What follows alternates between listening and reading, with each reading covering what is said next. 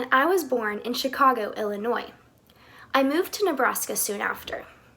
I was born into a highly educated family, with my father being a doctor and my grandfather a judge in the Civil War.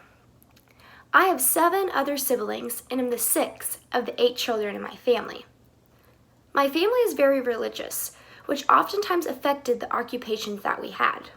However, my brothers and I all pursued a degree in education by the end of our careers. I worked many jobs growing up, but was fortunate enough to go to college, obtaining my bachelor's degree. After my first teaching job, I then went on to obtain a master's, and later on a PhD, in order to gain a deeper understanding of curriculum. After retirement, I continued to mentor and advise scholars in the field of education. I died of cancer at the age of 91 in 1994.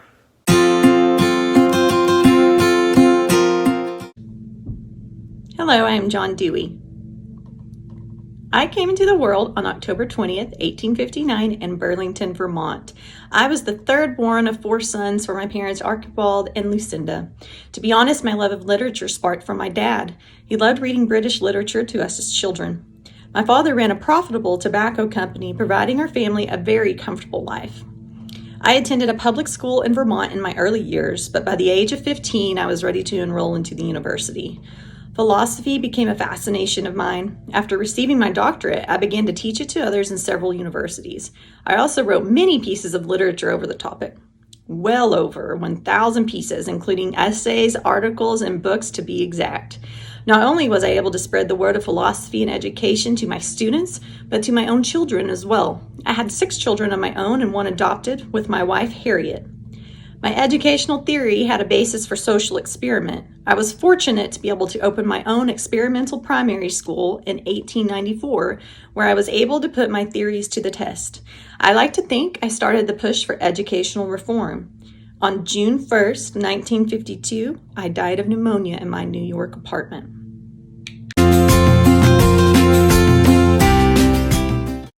Hello, I'm Maria Montessori.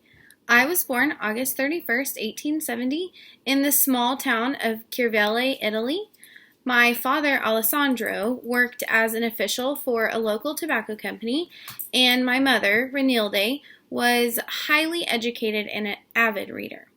After moving around Italy for my father's job, my family and I settled in Rome in 1875. Living in Rome provided me with access to many libraries, museums, and lavish schools. I shared my mother's love of education, so, against my father's wishes, I decided to enter an all-boys technical school with the intent to go into the engineering field. Soon after, I shifted to pediatric psychiatry. I then graduated from the University of Rome's medical program in 1896.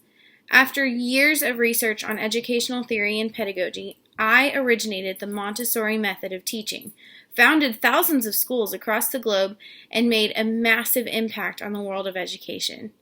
I died on May 6, 1952, of a cerebral hemorrhage in the Netherlands at the age of 81.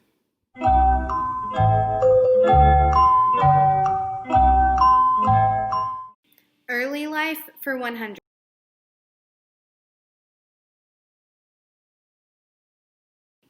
No, not at all. I went into higher education, very much against the wishes of my father, and pursued a career in engineering, but quickly realized that it wasn't for me, and I switched my focus to pursuing a career in the field of pediatric psychiatry. After developing an interest in children's psychology, I ventured into the education field, focusing on how best to teach children with developmental disabilities. This led to the opening of my very first school, Casa dei Bambini, which brought me to where I am today as a world-renowned educator.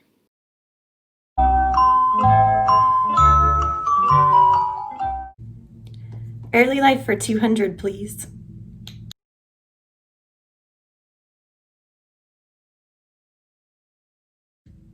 Indeed. At the age of 15, I enrolled into the University of Vermont. The study of philosophy resonated with me. My love of education blossomed. After graduating, I taught in the classroom for 4 years. But philosophy and psychology and education really fascinated me most. I took a break from the classroom to continue my own educational journey. I completed my doctorate in 1884 and from there went on to teach at many universities. Early life for 300.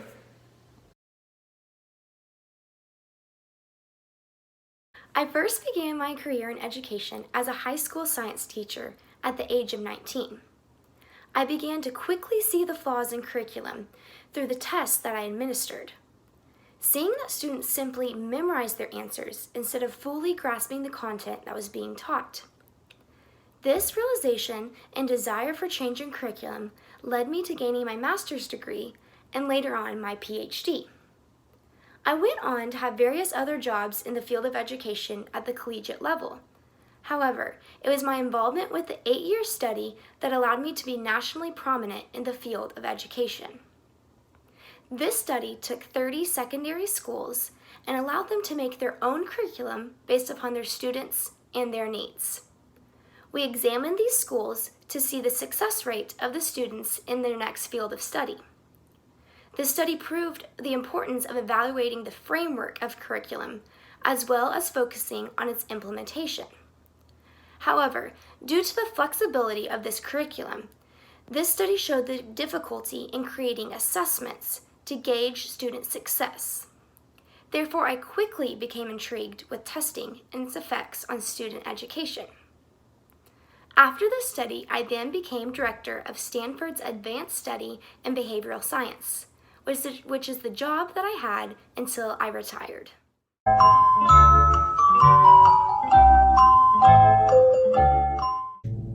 Framework of curriculum for 100, please.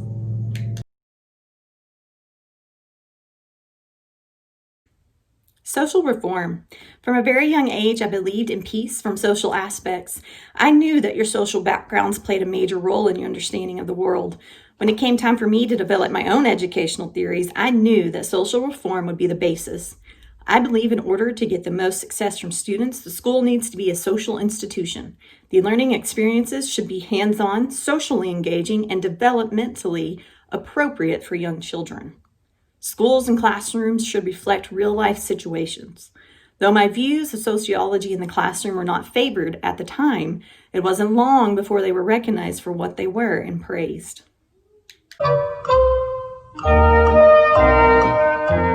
Framework of curriculum for 200.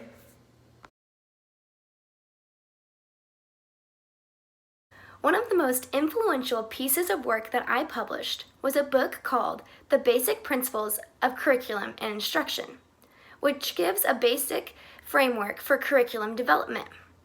I propose 4 questions for scholars to think about when creating their curriculum. The first one is, what educational purpose should the school seek to attain? How can learning experiences be selected that are likely to be useful in attaining these objectives?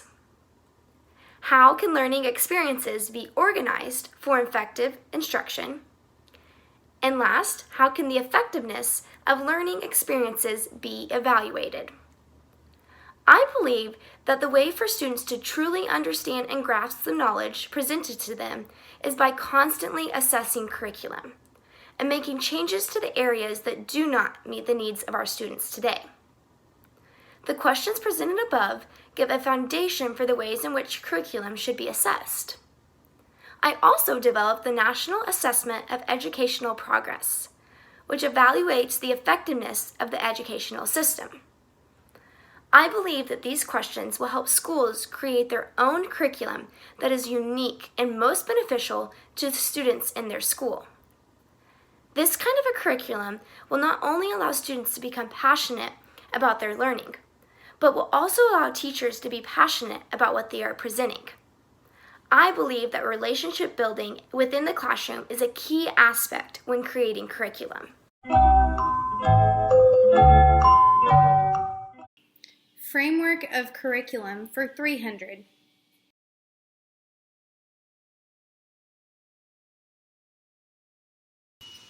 One unique aspect of my curriculum framework is the fact that I group my students into multi-age groups as opposed to single-age groups. I do this because I believe that it cuts down on competition-related dynamics, provides a family atmosphere for socialization, and allows for demonstration of work from older students to the younger. If the older students are able to apply their knowledge to help the younger students, they are less likely to feel the stress and pressure to compete with their same-age peers. I want to make sure that my students learn from how society is organized and develop the skills they need to meet the world's challenges in a positive way. I believe that mirroring the family atmosphere and having older students as role models is the best way to achieve this goal.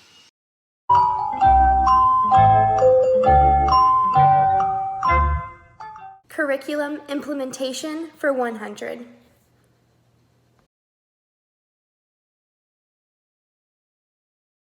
I believe in order for educational planning to be made, there must be goals in place that teachers are constantly striving towards.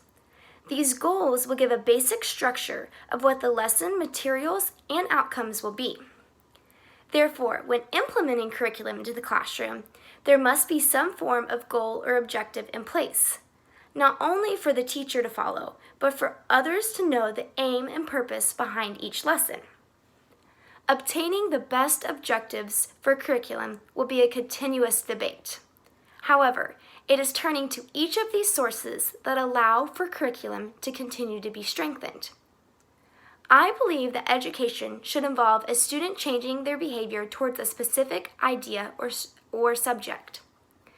Therefore, the objectives that we make should exemplify the change in behavior that we want to accomplish.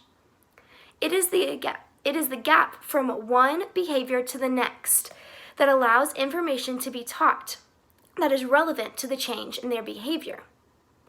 I also believe that objectives are necessary for quality education in order for students to begin making connections between knowledge learned in the classroom and events taking place in their everyday lives. As stated earlier, I believe that learning is not about memorization, but being able to apply their learning outside of the classroom. Curriculum implementation for 200.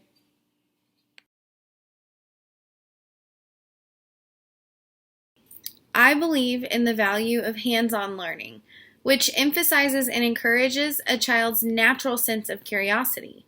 Through hands-on learning, my students have shown signs of improved concentration, attention spans that have lengthened, and self-discipline is becoming evident at very early ages. I like to encourage students to absorb knowledge from their surroundings. One thing that separates my curriculum implementation from others is the fact that teachers cannot merely read a book about my teaching methods and theories to implement them into their classrooms. They must fully submerge themselves in it to be truly effective. Teachers must be Montessori trained and certified through either the Association Montessori Internationale or the American Montessori Society.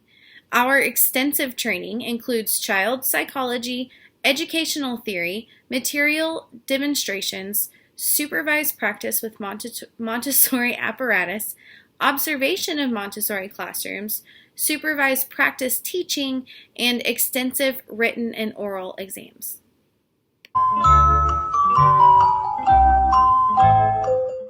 Curriculum implementation for 300, please.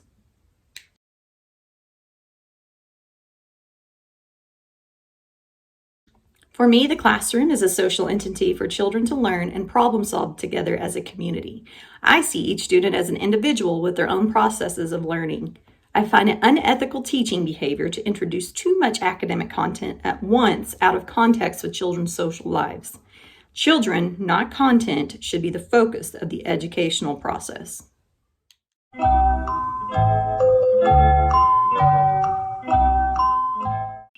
Experiences of curriculum in the classroom today for 100.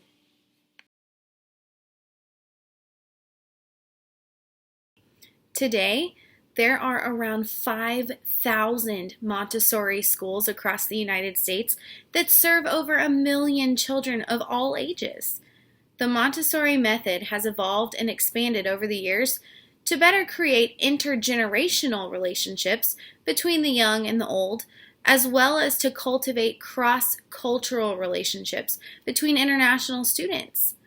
Montessori educators are united with a common purpose: to make the world a better place through grace and courtesy instilled in our children, who will serve as our future leaders.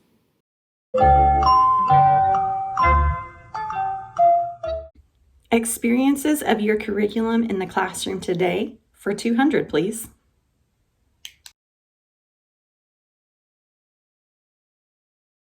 Not often.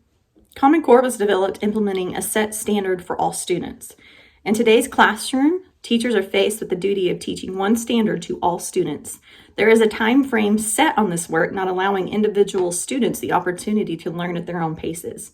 Remember, in my theory, it is all about the individual student, not content. Unfortunately, this practice is not often used in today's educational system.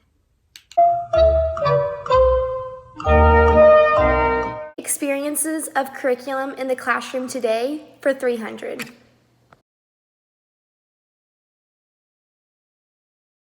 When I began looking at curriculum, I felt as if teachers did not have science in their lessons due to the large amount of material that they were already required to cover.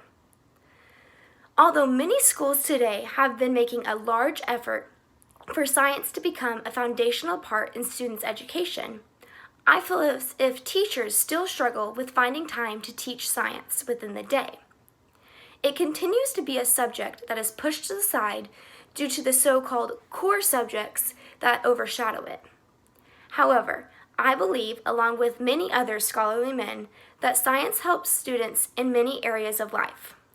Some of these include a contribution to personal health, acquisition of social recognitions, emotional assurance, and many more. The objectives that many science programs have today align with my belief that students should learn through interactions with material and not just memorization of material. Although science still has a long way to go within our curriculum, there are specific aspects of curriculum today that are linked to my findings and contributions of science in education.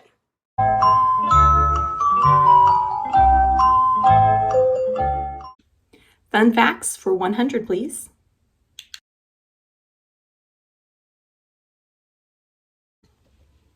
In 1894, I was named head of the philosophy department at the University of Chicago. I worked within the university for 10 years, even becoming the director of the School of Education. After the University of Chicago, I worked in the Ivy League as a professor of philosophy at Columbia University for 26 years before retiring from teaching.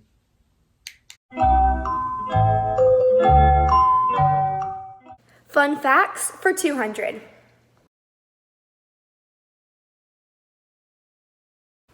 I believe that the testing that I saw in schools produced regurgitation of information. I believe that curriculum must be changed by the 4 questions that I mentioned earlier. Therefore, giving educators a place to create tests that are applicable to students' learning and understanding of knowledge. I am passionate about creating assessments that are relevant to students in their studies. I was known for paving the way for the use of the term evaluation. By thinking of assessments as evaluations, educators learn to investigate what students are actually learning instead of making them recite a set of memorized facts. My contributions to policy and practice in public education set me apart as one of the most influential figures in American public education, most notably in the area of curriculum development and testing. It was not just the theories that contributed to my success, but it was the rationale behind every decision that I made that allowed me to gain such high success in the field of education. Due to my place in curriculum development, I was given the opportunity to mentor many people.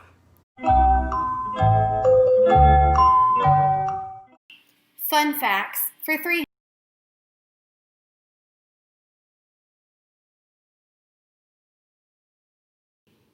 Why, yes! After we opened the first Montessori school in Tarrytown, New York in 1911, the Montessori method took off like wildfire.